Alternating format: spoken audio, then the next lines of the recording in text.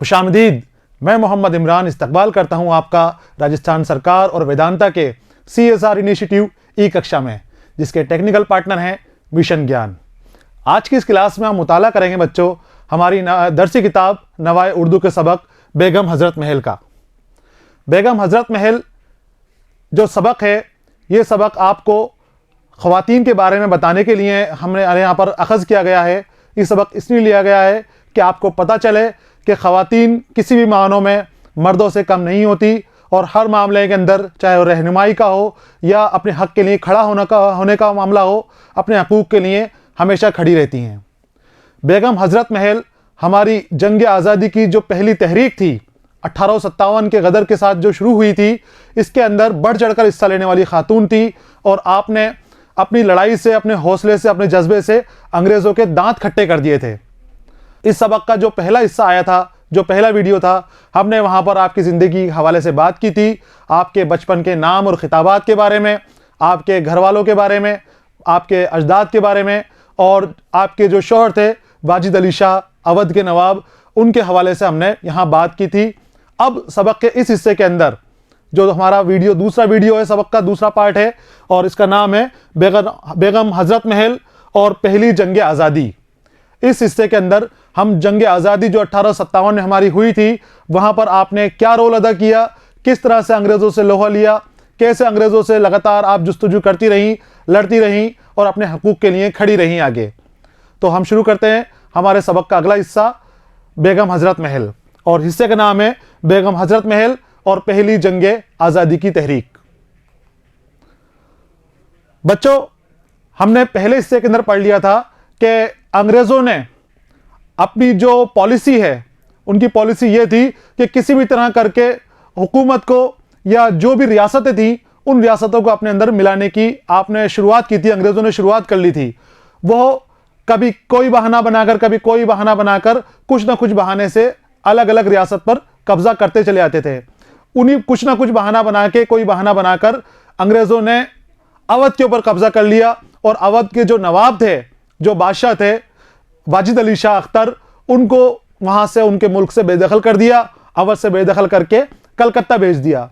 लेकिन जो हज़रत महल थी वाजिद अली शाह की शरीक हयात, वो वाजिद अली शाह के साथ कलकत्ता नहीं गई और वो वहीं अवध के देहाती इलाकों में रुक गई, अवध के अंदर रुक गई और ताज से, गद्दी से दूर होके आपने जो वाजिद अली शाह की सल्तनत थी, इसकी गद्दी के ऊपर वाजिद अली शाह के जाने के बाद उनकी गद्दी पर जो बिरजिस कद्र नाम का आपका बच्चा था, बेटा था, जो नाबालिग था, लेकिन आपने उसको नवाब बना के गद्दी पर बिठा दिया और आपने अमली तौर पर हुकूमत शुरू कर दी।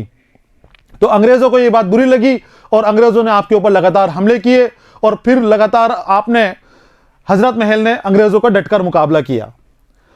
हज़रत महल ने अंग्रेज़ों की हिंदू मुस्लिम मज़ाहिब में, अंग्रेज़ों की पॉलिसी उस वक्त ये भी थी कि जो मज़ाहिब थे हिंदू और मुस्लिम के और सिख के, वहाँ बेजद मदाखलत करते थे, दखल देते थे, कभी किस बात पर, कभी किस बात पर, अलग अलग मुद्दे के ऊपर उनके अंदर, मज़ाहिब के अंदर दखल देते थे। तो हज़रत महल ने इस पॉलिसी की मजम्मत की, जम के मजम्मत की कि नहीं, ऐसा नहीं होना चाहिए।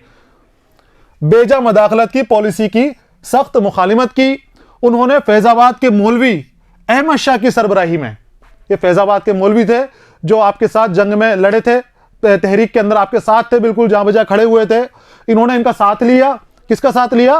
फैज़ाबाद के मौलवी अहमद शाह का साथ लिया आपने और इनकी सरबराही में शाहजहांपुर में हमले को अंजाम दिया।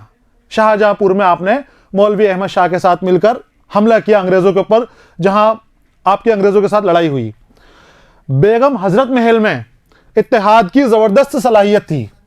आप यकजा कर लेनी थी, एक साथ समझाती थी लोगों को कि हमें अलग अलग होकर, अलग अलग हमें जो है हमारे इख्तलाफात हैं उनको ख़त्म करके एक साथ बैठना चाहिए हमें, और अंग्रेज़ों के ख़िलाफ़ लड़ने के लिए, उनके सामने खड़े होने के लिए हमें हमेशा तैयार रहना चाहिए। तो आप में बेगम हज़रत महल में इत्तेहाद की ज़बरदस्त सलाहियत थी। इत्तेहाद यानी यगानियत, मिलाप, एका, मेल जोल करने की सलाहियत आपके अंदर दरबरदार थी, आपके अंदर थी।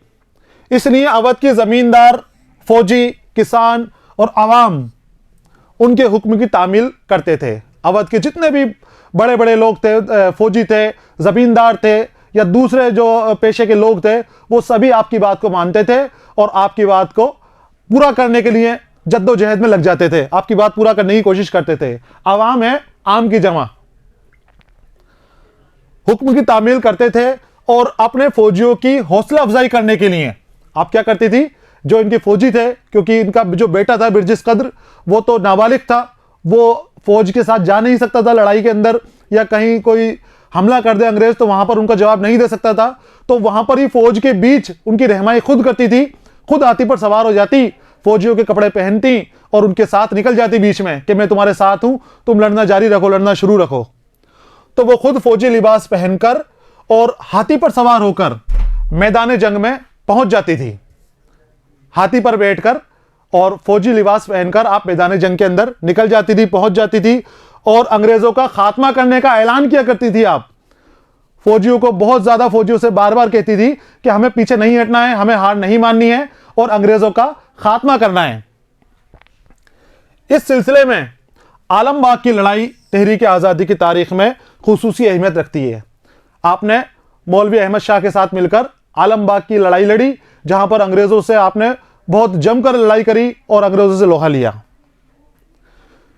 झांसी की रानी लक्ष्मीबाई, मैंने आपको पहले बताया था कि पहली जंग आज़ादी के अंदर तात्या टोपे, नाना साहब, झांसी की रानी लक्ष्मीबाई का बहुत अहम किरदार था, बहुत अहम रोल था। तो झांसी की रानी लक्ष्मीबाई की तरह हजरत महल ने खवातीन को अपनी फौज में जगह दी। उस वक्त 1857 का वक्त ऐसा था कि खवातीन को ज्यादा तवज्जो नहीं दी जाती थी, उनको घर के कामों में ही लगाया जाता था, घर के कामों से ही वाबस्ता रहना पड़ता था। लेकिन आपने, हजरत महल ने जब अपनी फौज बनाई तो उस फौज के अंदर आपने खवातीन को पूरे तौर से जगह दी, उनको मजबूती से अपने अंदर रखा और उनको अच्छे ओहदों पर मुलाजिमत दी। उनकी फौजी खवातीन की सरबराही रहीमी नाम की एक खातून की जिम्मे थी। जो फौजी उनकी खवातीन की फौज बनाती थी तो उनको ट्रेनिंग देने के लिए, उनके इंतजाम के लिए आपने खातून को रखा था जिसका नाम था रहीमी। रहीमी नाम की खातून, उनके खातून के जिम्मे ये जिम्मेदारी थी कि उनको तैयार करे फौज में लड़ने के लिए। हजरत महल ने फौजी खवातीन को बंदूक और तोप चलाने की तरबियत दी थी। खवातीन को सिर्फ नाम के लिए नहीं रखा, उन्होंने उनको बाकायदा बंदूक चलाने की और तोप चलाने की तरबियत दी थी, ट्रेनिंग दी थी उनको कि जब वक्त आ जाए तो आपको आगे बढ़कर पूरी जिम्मेदारी से अंग्रेजों के खिलाफ लड़ाई लड़नी है। और तरबियत के लिए हर तरह का सामान फराहम कराया, पैसा चाहिए या सामान चाहिए, असलहा चाहिए, जो भी उनको चाहिए था आपने उनको वो फराहम कराया।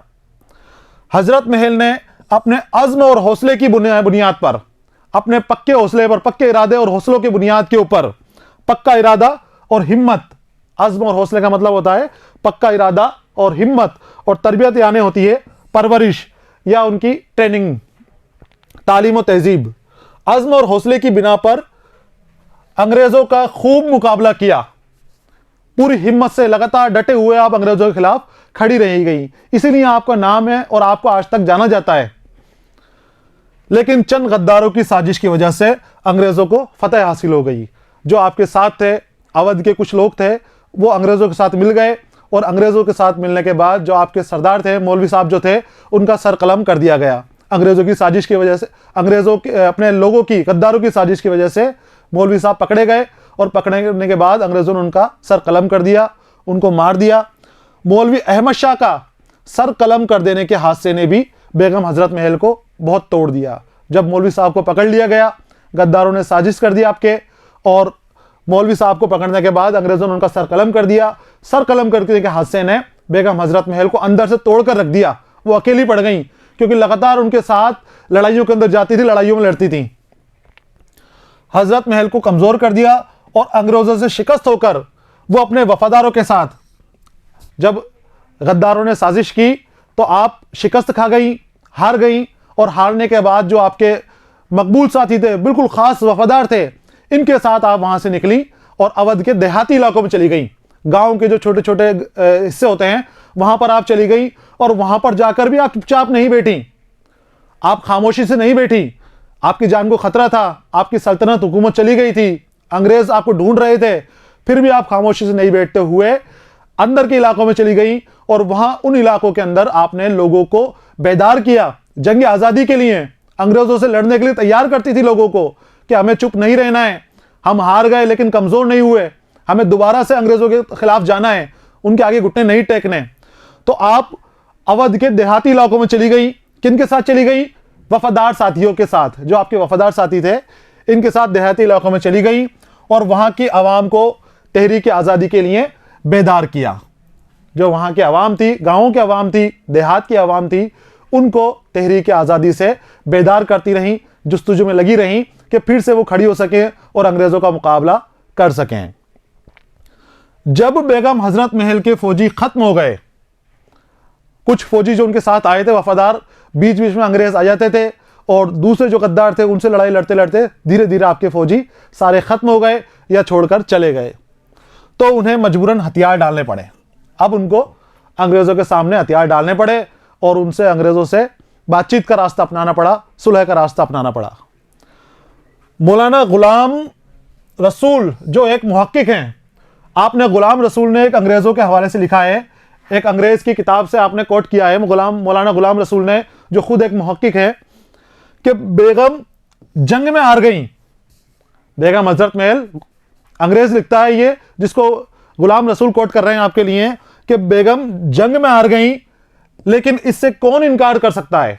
इस बात से कौन इनकार सकता है? कौन सी बात से इनकार कर नहीं कह रहे हैं? तो ये कह रहे हैं कि अपने शौहर और सरताज के मुकाबले में ज्यादा बहादुर थी। जो आपके शौहर थे बहादुर शाह, आपके शौहर थे वाजिद अली शाह, जो बहुत बहादुर नहीं थे। उनकी जो शौक है और जो ज़ौक़ है वो दूसरी चीज़ों के अंदर थे, लड़ाई के अंदर और अंग्रेज़ों की मुखालफत करने के अंदर आपने इतना जोर नहीं लगाया जितना दूसरी चीज़ों में लगाया आपने। तो इस बात के ऊपर उस अंग्रेज़ ने लिखा है, उस अंग्रेज़ के हवाले से गुलाम रसूल ने लिखा है कि वो जंग तो हार गई, लेकिन वो इतनी बहादुर थी कि जितने बहादुर उनके शौहर ताजदार अवध जो थे वाजिद अली शाह, वो उतने बहादुर नहीं थे। अब उन्होंने हथियार डाल दिए, अंग्रेजों से सुलह कर ली, अंग्रेजों से लड़ने से पीछे हट गई, लेकिन उसके बाद भी वहां के हालात बिगड़ने लगे, उनको परेशान किया गया, तरह तरह से सताया गया। तो सताने के बाद आप अवध से निकल गई, अवध छोड़ दिया और अवध छोड़कर आप नेपाल चली गई। जब अवध के हालात संगीन हो गए तो बेगम हजरत महल को तुर्क वतन करके नेपाल में जाना पड़ा। पहले वो अवध ही रही सुलह होने के बाद अंग्रेजों से, लेकिन जब वहां पर गद्दारों ने और दूसरे लोगों ने, अंग्रेजों ने उनको चाहा कि परेशान करना चाहा कि दोबारा फिर ही खड़ी नहीं हो जाए, कहीं हमारे सामने दोबारा फिर मुकाबले के लिए तैयार नहीं हो जाए, तो उन्होंने हालात को भांपते हुए बेगम हजरत महल ने देख लिया कि अब यहाँ रहना ठीक नहीं है, तो आप नेपाल चली गई अपने बेटे के साथ, बिरजिस कद्र के साथ, और तुर्क वतन करके आपको नेपाल जाना पड़ा और नेपाल ही फिर आप पूरी जिंदगी रही। नेपाल में ही आपका इंतकाल हुआ और नेपाल के अंदर ही आखिरी अय्याम आपके नेपाल में ही कटे। अय्याम यानी होते हैं बच्चों दिन, यौम, यौम की जमा, यौम यानी दिन और अय्याम एक से ज्यादा यौम। तो आखिरी अय्याम आपके नेपाल में गुजरे और नेपाल में ही 17 अप्रैल 1879 को उन्होंने इंतकाल फरमाया। नेपाल में ही आपका इंतकाल हुआ और वहीं नेपाल में ही जामा मस्जिद के अहाते के अंदर आपको दफनाया गया। आपकी कब्र वहीं पर है आज भी, नेपाल के अंदर ही। हुकूमत हिंद ने बेगम हजरत महल के मुजाहिदना किरदार की कदर करते हुए, उनका मुजाहिदना किरदार जो उन्होंने निभाया, अपना किरदार लगातार अंग्रेजों से जुस्तजू करती रहीं, लोगों को बेदार करती रहीं, लोगों को आज़ादी का मतलब, आज़ादी के बारे में बताती रहीं। इससे मुतासिर होकर हुकूमत हिंदुस्तान ने 15 अगस्त 1962 को लखनऊ के विक्टोरिया पार्क का नाम, लखनऊ में एक पार्क था, पार्क का नाम था विक्टोरिया पार्क, उसका नाम 1962 में भारत सरकार ने, हुकूमत हिंदुस्तान ने उसका चेंज करके, बदल के हजरत बेगम हजरत महल के नाम पर कर दिया। विक्टोरिया पार्क जो हजरतगंज में था, यूपी के अंदर था, उसका नाम बदलकर बेगम हजरत महल पार्क कर दिया। यह पार्क कौमी यकजहती का नमूना है। आप भी सभी मज़ाहिब वो एक जैसा मानती थी, किसी भी मज़ाहिब के अंदर आप इख्तलाफ नहीं करती थी, चाहे हिंदू हो या मुस्लिम हो, सभी आपके काम आते थे, सभी की आप रहनुमाई बराबरी तौर पर करती थी। तो उनका जो पार्क बना उनकी याद के अंदर, तो वो भी कौमी यकजहती का नमूना बन गया, जहां रामलीला, दशहरा, लखनऊ महोत्सव जैसे तकरीबात का इनकाद होता है, जहां पर ये जो हमने फंक्शन बताए यहाँ पर, अलग अलग प्रकार के, अलग अलग तरह के, रामलीला, दशहरा और लखनऊ महोत्सव जैसे तकरीबात लोगों को करीब लाना, तकरीब की जमा, बहुत सारे जुलूस वगैरह वहाँ पर होते थे इस पार्क के अंदर। इसके अलावा हुकूमत हिंद ने 10 मई 1984 को बेगम हजरत महल के एहतराम करते हुए उनके नाम पर डाक टिकट जारी किया। बेगम हजरत महल के नाम पर हुकूमत हिंद ने डाक टिकट जारी किया। कब जारी किया? 10 मई 1984 को। और इस डाक टिकट को जारी करते हुए हुकूमत हिंदुस्तान ने मुजाहिदा खातून को याद किया और उस मुजाहिदा खातून की याद को जिंदा रखा। तो ये तो सबक बच्चों हमारा बेगम हजरत महल जो कि पूरा हो गया है। इस वीडियो के अंदर हमने सीखा, इस सबक से हमने जाना कि जंग आज़ादी के लिए हमें कितनी परेशानियों का सामना करना पड़ा। जो आज़ादी की हमारी तहरीक थी उसमें कितने हमारे साथियों ने, कितने बहादुरों ने कुर्बानी दी, तब जाके हमें ये आज़ादी नसीब हुई है। बेगम हजरत महल उन्हीं लोगों में से एक खातून थी जिसने लगातार जद्दोजहद से अंग्रेज़ों को परेशान रखा, अंग्रेज़ों के नाक में दम करे रखी और लगातार उनसे अंग्रेज़ों से लड़ती रही।